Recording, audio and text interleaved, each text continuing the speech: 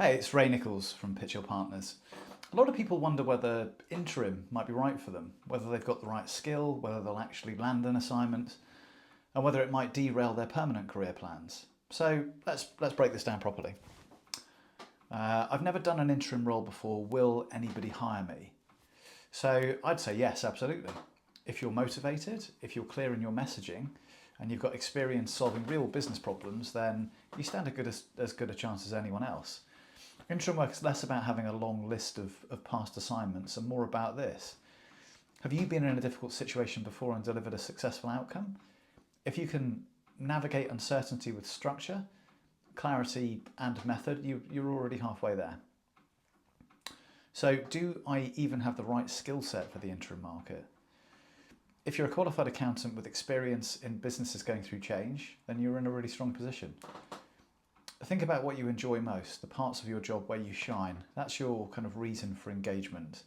It's the thing people would naturally think of you for when a problem appears.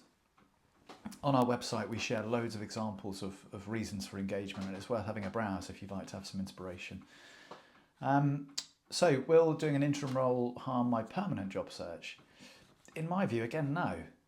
Put yourself in the client's shoes. If someone's looking for a permanent executive role, and in the meantime, on their way to finding that permanent executive role, they complete business critical projects for another business, would you see that as being negative?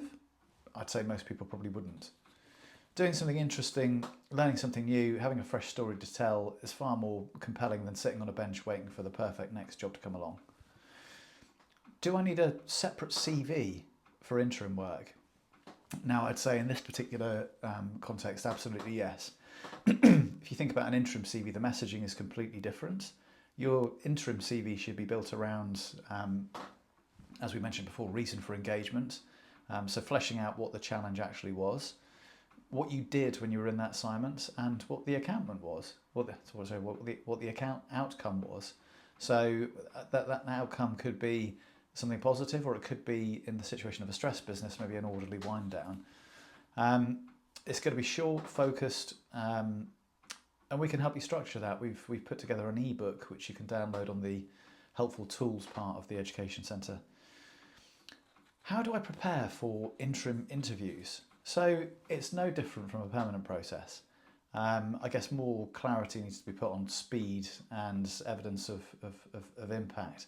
So I would do the basics. I'd confirm the address, check the travel routes, avoid surprise roadworks or delays, and then do your homework on the business. So homework would be look up who you're going to meet on LinkedIn, read the company's recent news updates, ask your recruiter for a tear sheet. Maybe they've got some more information on the business around accounts or people or investors. If there is an external investor, have a look at what they've invested in. Have a look at their average hold period and their investment thesis. Maybe have a look at the context of the business. So have a look at their competitors, how they operate, where they're based.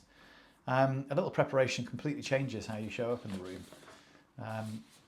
So interim work, I think, suits people who like solving problems, enjoy variety, and don't get intimidated by ambiguity. So the ambiguity in most interim roles is that the reason for engagement is usually to do with the symptoms rather than the root cause. If that sounds like you, then you'll probably thrive. If you want help figuring out whether interim work for you personally is the right thing to do in terms of your personality and career goals, please drop me a line and get in touch. More than happy to help.